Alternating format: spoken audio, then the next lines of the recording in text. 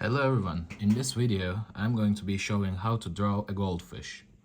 So let's start with the main body parts, the fin, which is very important, and its connection to the main body. So let's say that it goes like this. Let me move the tripod down a bit. Yeah. This is going to be the main fin. Goldfish have segmented fins, which means they have more than one portion to the upper fin, and the lower fin is in one piece.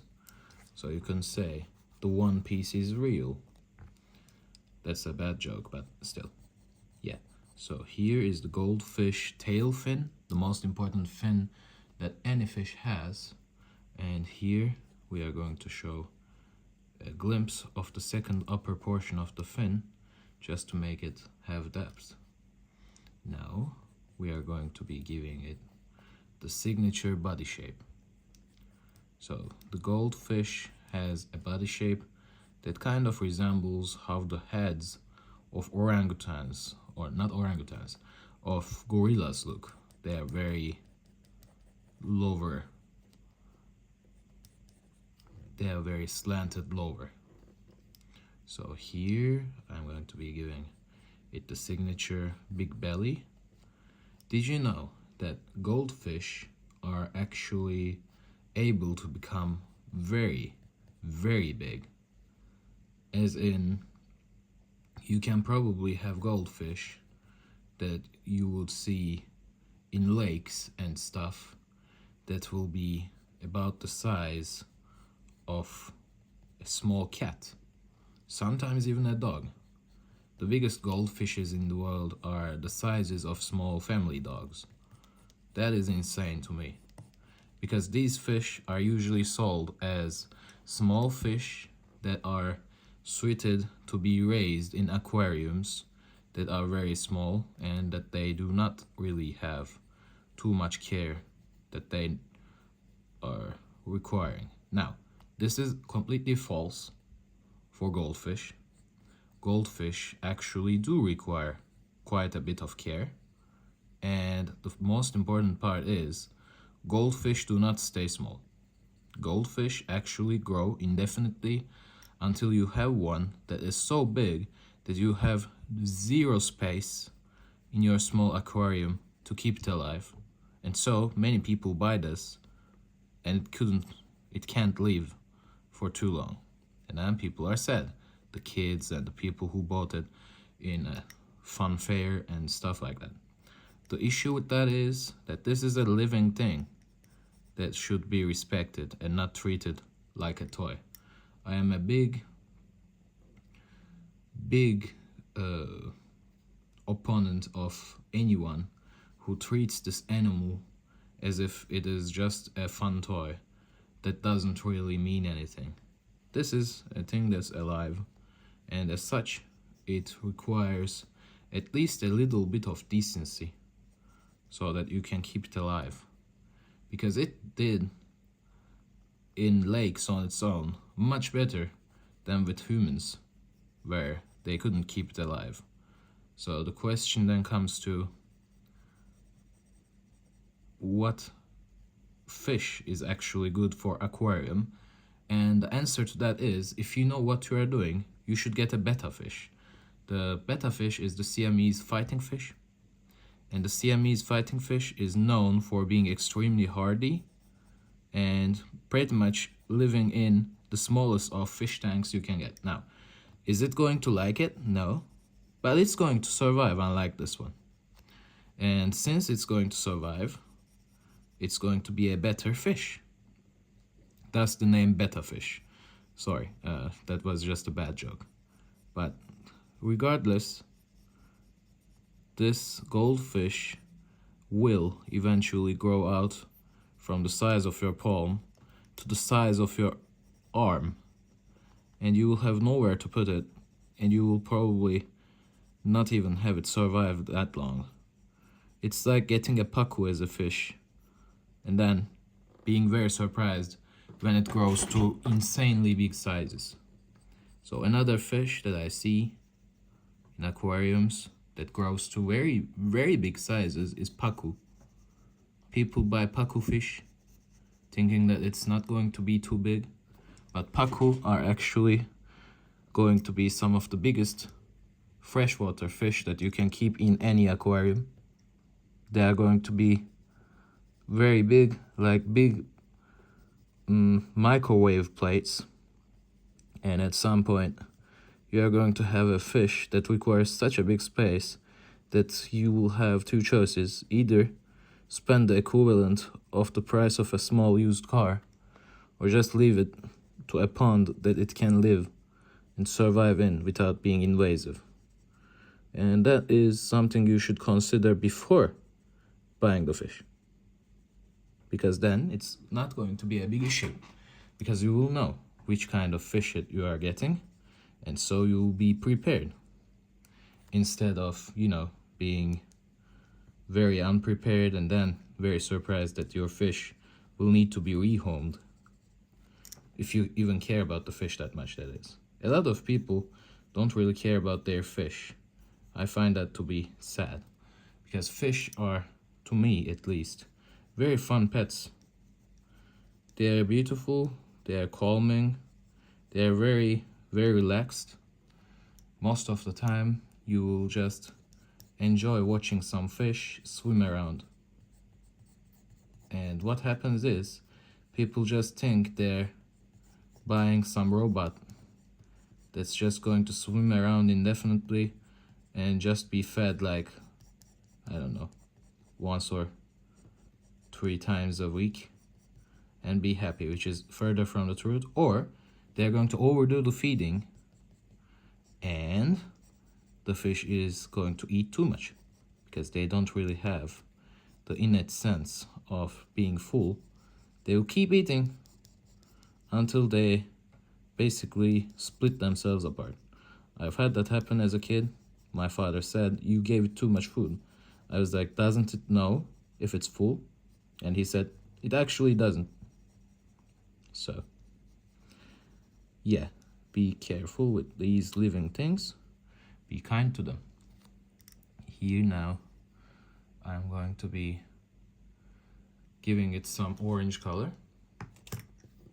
The goldfish is called a goldfish because it is consisting of 2 main colors, which is yellow and orange. So it is basically a golden fish. So I'm going to be coloring this goldfish with the colors that look suitable. And as you see, that the goldfish can be as detailed as you wish if you add the scales, but mostly it's a fairly simple fish with not a too ornate nature.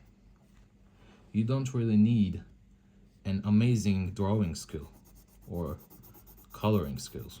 All you need is a knowledge of the basic facts about this fish and the will to draw some of it.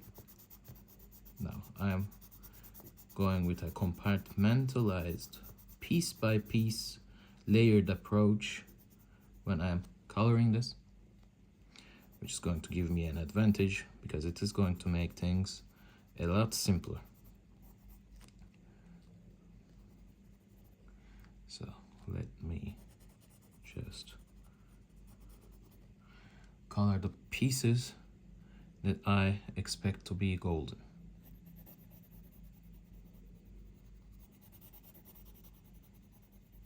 The other pieces are going to be, as you guess, orange. Goldfish is not really golden colored, so to say, but it's more like brass and a lot more like orange, like actual orange, as in orange is the fruit. Most of the time. You can still find yellow ones, but it's usually yellowish orange, not true yellow. So you still need to keep in mind. The whole fish is never going to be fully yellow. It's going to be partially yellow, but not fully. It's just how a goldfish works. This is one of the most fun fish to have because they are very docile and pretty friendly. So they will, especially when they get big, if you have a fish tank that's expensive and able to hold such a big fish, a fish that swims up to you like koi would and just be friendly. So here, now we're switching to orange. Let me pick out my orange and let me keep going. The eye is going to be orange. The outside of the eye, I mean. And the rest. Let me just color it like that. The orange is also going to be mixed in the yellow, don't get me wrong. But that's for the last step. First, we fill in the white spots that I have left. And then we are going to go for orange.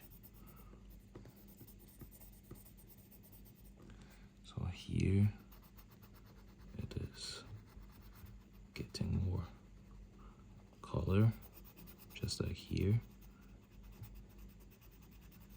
And most of the fins actually. So here.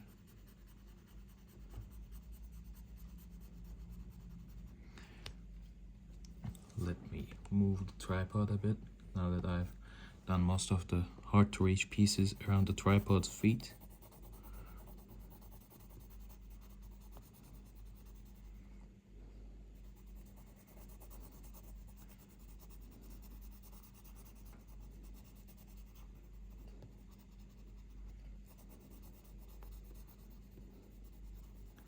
So this fish is actually a relative of koi. Koi is a special type of Japanese goldfish, which is a fun fact because they not only look similar, but they're actually pretty much the same thing. Of course, they're not the same thing, but they're the same members of the same family. They're both goldfish types. Just as you can have sand sharks and great whites. They are all sharks. They are all belonging to the same family, but they are different. Kind of like that. But I believe the goldfish is closer to koi than a great white would be closer to a sand shark. Another interesting fish fact is sharks, apart from a few sharks like the bull shark, are not really too aggressive. In fact, they tend to just keep to themselves. And they dislike interacting much with the world around them. When they do, because they sometimes happen to have a very curious personality, that's when you have an issue. Since they don't have hands and feet, the only thing they have is their mouths. So they explore the world around them by biting into it. And this is an issue when you have a school bus sized fish, a shark, a great white, swimming to you with the intent of giving a light bite to see if you are food, or if you are inedible, or if you are whatever that it thinks you are or not. You are probably going to have a bad time because the fish, even if it doesn't mean bad, is so much bigger that it is going to cause harm, and because of that you are going to be suffering. Did the fish do anything evil like in the movie Jaws? No. The fish was just curious and pretty confused about what you would be, because you look like a seal but you don't act like a seal and you don't quite have the proportions. So it's like, what's this thing? I don't see this around too much. How can I inspect? Let's swim around it and then let's give it a bite. And that's when you get issues with sharks. So the best advice, to be honest, is to try our best not to swim in shark-infested waters. And infested is a bad word either. I believe infested doesn't really fit, because that's the home of the shark. You are the one that shouldn't really be there. Humans can swim, yeah. There's a lot of places where there aren't sharks. So when you go into the places with sharks, calling these waters shark-infested kind of feels weird to me. Because Like, it is like saying, going to a neighborhood and saying it's human infested. It's their home. You are the visitor, so if anything, you are infesting their waters.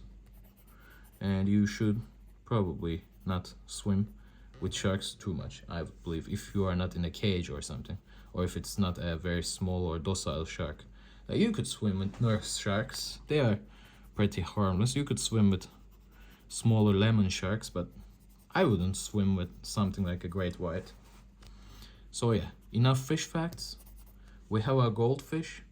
It has been drawn in about 10-15 minutes. I hope you enjoy it. If you do, please like, comment, subscribe and share this video.